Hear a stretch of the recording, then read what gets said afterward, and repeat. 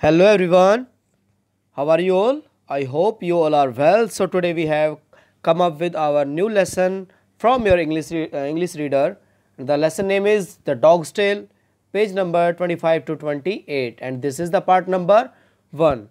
So let's move to our topic. So students, here we have some difficult words and their meaning. Okay, you have to write in your notebook and learn as well.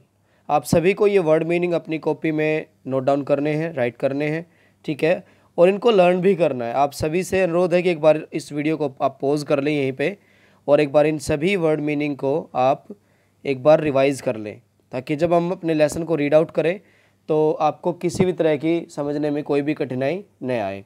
Okay students, so let's move to our topic. Okay students, so this is our lesson number 3, the dog's tail. ठीक है, this is our lesson number 3, the dog's tail, यानी कुत्ते की पूँछ। इस lesson का नाम क्या है? द डॉग्स टेल, यानी कुत्ते की पूँछ। Okay students, so here we have a starter kit, so let's read this.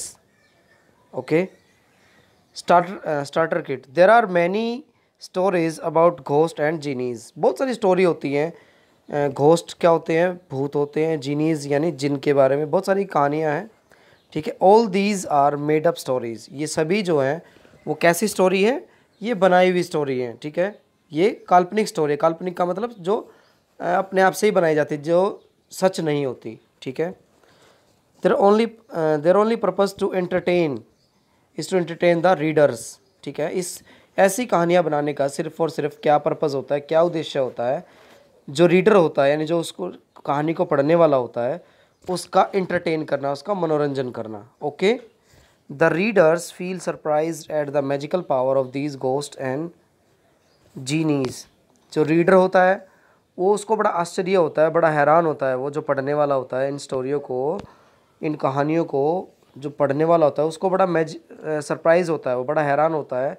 Magical power of these ghost, यानी जो ये घोस्ट हैं, भूत हैं या फिर जीनी हैं, इनकी शक्तियों को सुनकर, देखकर जो है, मतलब स्टोरीज़ में जो रीडर्स होता है उसको बड़ा सरप्राइज़ फील होता है।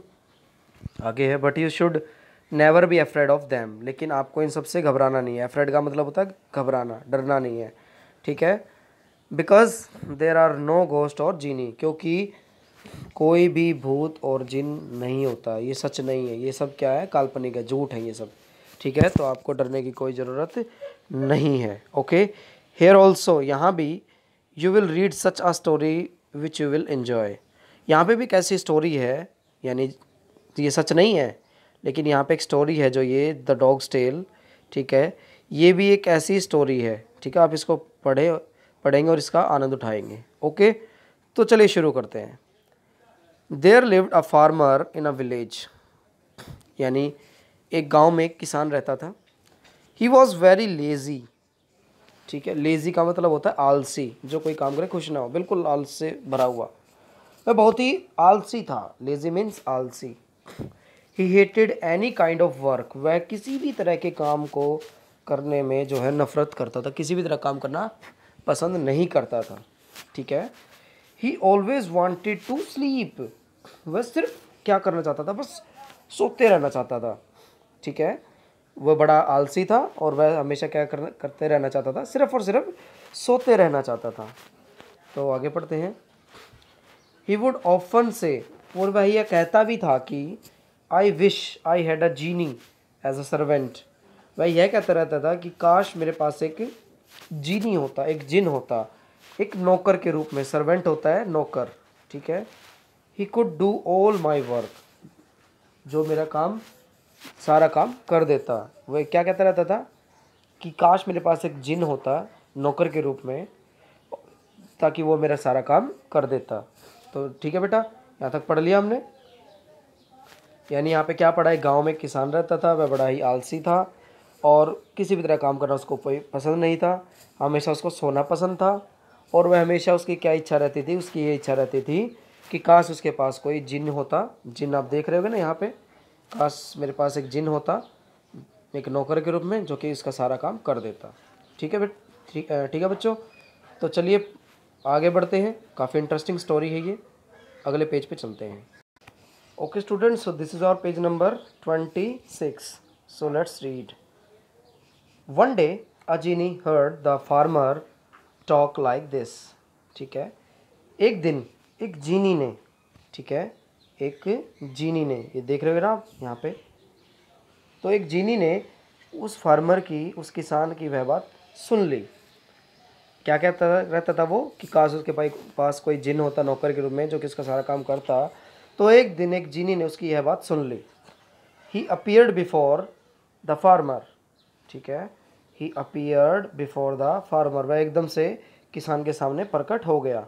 क्लियर, एकदम से वह किसान के सामने आ गया। The genie looked very big. जो वह जीनी था, यानी यह जीनी दिख रहा है आपको, जो जीनी था वो काफ़ी बड़ा और शक्तिशाली दिख रहा था। बिग मीन्स बड़ा, स्ट्रॉन्ग मीन्स शक्तिशाली, ताकतवर। ठीक है, he said to the farmer, उसने किसान से कहा, master I will do all your work. यानी उस जीनी ने किसान से क्या कहा, मास्टर। मास्टर यानी उसने कहा, हे मेरे आका, हे मेरे मालिक, मैं आपका सारा काम करूँगा। आई शैल आस्क फॉर नो वेजेस, और मैं इसके लिए आपसे कोई भी पगार या कोई भी तनख्वाह इसके लिए नहीं लूँगा, कोई भी पेमेंट नहीं लूँगा। ठीक है, but there is one condition, लेकिन एक शर्त होगी मेरी। अब वो जीनी क्या कह रहा है, इस किसान से क्या कह रहा है, किसान से ये कह रहा है कि मैं आपका सारा काम कर दूंगा और आपसे पेमेंट भी नहीं लूँगा, कोई भी तनख्वाह या पैसे नहीं लूँगा, बट मेरी एक शर्त रहेगी। अब वो शर्त कह रहा है, क्या शर्त है, you must always give me work to do, यानी आपको हमेशा मुझे करने के लिए काम देना होगा। When you have no work to give me, जब आपके पास कोई भी काम नहीं बचेगा काम करने के लिए, I will kill you and eat your flash, तो मैं आपको मार दूंगा। किल मतलब मार देना, एंड ईट योर फ्लैश, और आपका मांस जो है खा जाऊंगा। फ्लैश मीन्स मांस। क्या कहा जीनी ने, जीनी ने किसान से ये कहा कि आपके पास जिस दिन कोई काम करने के लिए नहीं बचेगा उस दिन मैं आपको मार दूंगा और आपका मांस खा जाऊंगा। ओके, तो चलिए आगे पढ़ते हैं। द फार्मर लाफ्ड लाउडली, वह किसान जोर से हंसा। How foolish this genie is, कि यह जीनी कितना मूर्ख है। ठीक है, फूलिश, फूलिश होता है मूर्ख, कि ये कैसा मूर्ख है। ही सेड टू हिमसेल्फ, ये उसने अपने आप से ही कहा हंसते हुए। ठीक है, he doesn't know how much work I will give him, वह कह रहा है कि यह नहीं जानता, ये जीनी नहीं जानता कि मैं इसको करने के लिए कितना काम दे दूंगा। कौन कह रहा है, ये किसान अपने आप को ही कह रहा है कि ये कितना मूर्ख जिन है, ये नहीं जानता कि मेरे पास कितना काम है और मैं इसको कितना काम दे सकता हूँ करने के लिए।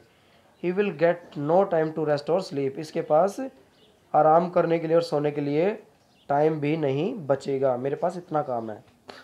आगे पढ़ते हैं। Then he said to the genie, तो उसने जीनी से कहा, ऑल राइट, ठीक है, you will always have work to do, आपके पास हमेशा करने के लिए काम रहेगा। अब ये किसान किसको कह रहा है, जीनी को कह रहा है कि आप घबराएं ना, आपके पास हमेशा करने के लिए काम रहेगा। गो टू माई फील्ड्स, मेरे खेतों में जाओ, and dig a well for me, ध्यान से देखिए, डिग, डिग मतलब होता है खोदना, और वेल मतलब कुआं। ये क्या क्या कहा किसान ने ये कहा कि मेरे खेतों में जाओ और मेरे लिए वहाँ पर एक कुआं खोद दो। This is your first task, task मतलब होता है काम, यह तुम्हारा पहला काम है, जाओ और मेरे खेतों में कुआं खोद दो। The genie went away to dig the well, अब जो जीनी था, जीनी जो है वो वहाँ से चला गया, क्या करने के लिए, कुआं खोदने के लिए किसान के खेत में। ओके स्टूडेंट्स, तो इंटरेस्टिंग स्टोरी है, मज़ा आ रहा है, तो चलिए अब इसके नेक्स्ट पेज पे चलते हैं। Okay students, so this is our page number 27। So let's read. The farmer was very happy, ठीक है, the farmer was very happy, तो किसान बड़ा खुश हुआ जब वो जीनी उसका कुआं खोदने के लिए चला गया उसके खेत में, वो बड़ा खुश हुआ। ही सेड टू हिमसेल्फ, उसने अपने आप से ही कहा, हिमसेल्फ होता है अपने आप से, और सेड मतलब कहना, तो उसने अपने आप से ही कहा, it is not easy to dig a well, कि कुआं खोदना इतना आसान काम नहीं है। It will take the genie many days, इस काम को करने में जीनी को कई सारे दिन लग जाएंगे। ठीक है, वो अपने आप से ही कह रहा था कि काफ़ी दिन लग जाएंगे उसको कुआं खोदने में। Till then I can rest and sleep, जब तक मैं क्या कर सकता हूँ, आराम कर सकता हूँ और सो सकता हूँ। द फार्मर ले डाउन, अब फार्मर जो है वो नीचे लेट गया ऑन हिज बेड, अपने बेड पर लेट गया। एंड प्रिपेयर टू स्लीप, और सोने ही वाला था। ठीक है, अब वैसे भी अपने आप बेड पर लेटा और वो सोने ही वाला था कि but as soon as he close his eyes, और जैसे ही उसने अपनी आंखें बंद की सोने के लिए, द जीनी केम बैक, तो जो जीनी था, जो जिन था, वो वापस आ गया। ही सेड, उसने कहा, master I have dug the well, ठीक है, हे मेरे आका, मैंने कुआं खोद दिया है। गिव मी अनदर टास्क, मुझे कोई दूसरा काम दो। तो आगे देखते हैं क्या हुआ। द फार्मर वॉज सरप्राइज्ड, अब जो किसान था बड़ा ही हैरान हुआ, बड़ा ही आश्चर्यचकित हुआ कि इतनी जल्दी ये काम हो कैसे गया। वो बड़ा हैरान हुआ इस चीज़ पे। आगे देखते हैं। He was also a little angry, उससे थोड़ा गुस्सा भी आ रहा था। एंग्री क्या होता है, गुस्सा आना। ठीक है। ही सैड, उसने कहा, गो, जाओ, go away and build a big house for me, it should have 5 stories. ठीक है, कि जाइए और मेरे लिए बड़ा घर बनाइए। Big house for me, build होता है बनाना। ठीक है, मेरे लिए एक बड़ा हाउस बनाइए। इट शुड हैव 5 स्टोरीज, देखो स्टोरी होती है कहानी। ठीक है, और ये स्टोरी होती है मंजिल। ठीक है, तो उसने क्या कहा, मेरे लिए बड़ा हाउस बनाइए, मतलब बड़ा घर बनाइए, जिसमें कम से कम कितनी मंजिल हो, 5 मंजिल हो, यानी 5 मंजिला मेरे लिए घर बनाइए। Then cook a big meal for all the villagers, और फिर उसके बाद क्या करना है, एक बड़ा भोजन यानी बड़ी दावत जो है विलेजर्स यानी जो गांव के लोग हैं उनके लिए बनाइए। पहले तो आप घर बनाइए जो 5 मंजिला होना चाहिए, और उसके बाद एक बड़ी दावत बनाइए विलेजर्स के लिए, गांव वालों के लिए।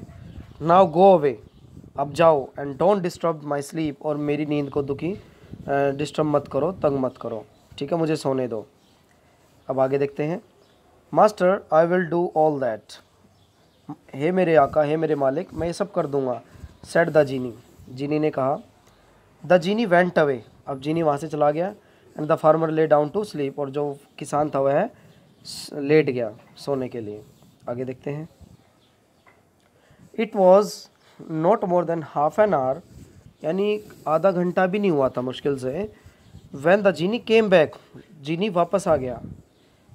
ही वॉक द फार्मर, उसने किसान को जगाया। वॉक होता है जगाना, देखो एक तो होता है वॉक, ये WAL की, ये तो होता है घूमना। ठीक है, एक ये है WOKE वॉक, इसका मतलब जगाना होता है। ठीक है, तो वो सो रहा था ना किसान, तो उसने जगाया किसान को, किसने, जीनी ने। एंड सैड, और कहा, master the house is built, हे मेरे मालिक, आपका घर बन चुका है। And the big mill is ready, और जो वो बड़ी दावत है वो भी मैंने तैयार कर दी है। What is my next task, मेरा अगला काम क्या है। देखिए कितने जल्दी कर दिया उसने। The farmer was filled with fear, अब उस किसान को बड़ा डर लगने लग गया। ठीक है। He knew the genie would kill him, वह ये जानता था कि न्यू होता जानना। ठीक है, वह यह जानता था कि जीनी उसे मार देगा। किल होता मारना। If he gave him no work, अगर उसने जीनी को कोई काम नहीं दिया करने को, तो वह उसे क्या कर देगा, मार देगा, ख़त्म कर देगा। ठीक है। Luckily there lived a school master in the village, सौभाग्य से वहाँ पे उस गांव में एक स्कूल मास्टर रहता था। ठीक है, टीचर रहता था। He was a wise man, वह बड़ा ही समझदार आदमी था। वाइज होता है समझदार। ठीक है। The farmer went running to him, जो किसान था दौड़ते दौड़ते उस स्कूल मास्टर के पास गया। He told the school master about his problem, उसने अपनी सारी समस्याएं जो हैं किसको बताई, उस स्कूल मास्टर को बताई कि उसके साथ क्या क्या हुआ। The school master thought for some time, अब उस स्कूल मास्टर ने उस किसान की सारी समस्या सुनने के बाद थोड़ी देर के लिए तो सोचा। ठीक है, थॉट होता है सोचना। देन ही सैड, फिर उसने कहा, आई हैव अ डॉग, मेरे पास एक कुत्ता है। देखिए बेटा, एक सेंटेंस है यहाँ पे, आई हैव अ डॉग, कि मेरे पास एक कुत्ता है। आप इस चीज़ को ना आप अपनी डेली रूटीन में भी आप फॉलो कर सकते हैं। जैसे अगर आपके पास कोई भी चीज़ है, जैसे आपके पास पेंसिल है तो आप ऐसे बोल सकते हैं आई हैव अ पेंसिल। आपके पास कार है तो आप ऐसे बोल सकते हैं आई हैव अ कार। ठीक है, आपके पास मोबाइल है तो आप इस चीज़ को ऐसे बोल सकते हो I have a mobile. Clear. And जो भी आपके पास है आप दूसरे को बताने के लिए बोल सकते हो I have a pen, I have a pencil, I have a car, I have a dog, I have a cat. Okay students, so ये चीज़ें आप अपनी डेली रूटीन में अपनी इंग्लिश स्पीकिंग में यूज़ कर सकते हैं। आगे पढ़ते हैं। तो स्कूल मास्टर ने क्या कहा, मेरे पास एक कुत्ता है। Take it to the genie, इसको जीनी के पास ले जाइए। And ask him to straighten its tail, और उसे इस कुत्ते की पूंछ को सीधा करने के लिए कहिए। क्या कहा स्कूल मास्टर ने, ध्यान से सुनिए कि मेरे पास एक कुत्ता है, इसको जीनी के पास ले जाओ और उस जीनी को ये बोलो कि इसकी पूंछ को क्या कर दे, सीधा कर दे। ठीक है, तो ये था हमारा पेज नंबर 27। आई होप आपको बड़ा मज़ा आ रहा होगा। तो देखते हैं क्या होता है इस स्टोरी में आगे। पेज नंबर 28 पे पढ़ते हैं। Okay students, so this is our page number 28। So let's read. देखते हैं क्या हुआ। The genie was very happy to hear about his new task. अब जब उसे पता चला कि उसे इस कुत्ते की पूंछ को सीधा करना है तो बड़ा खुश हुआ अपने नए काम को लेकर। न्यू टास्क होता नया काम। ठीक है, अपने नए काम को लेकर वो बड़ा खुश हुआ वो सुन के कि मुझे ये काम करना है। वट एन ईजी टास्क, कितना आसान काम है ये। ही सेड टू हिमसेल्फ, उसने अपने आप से ही कहा।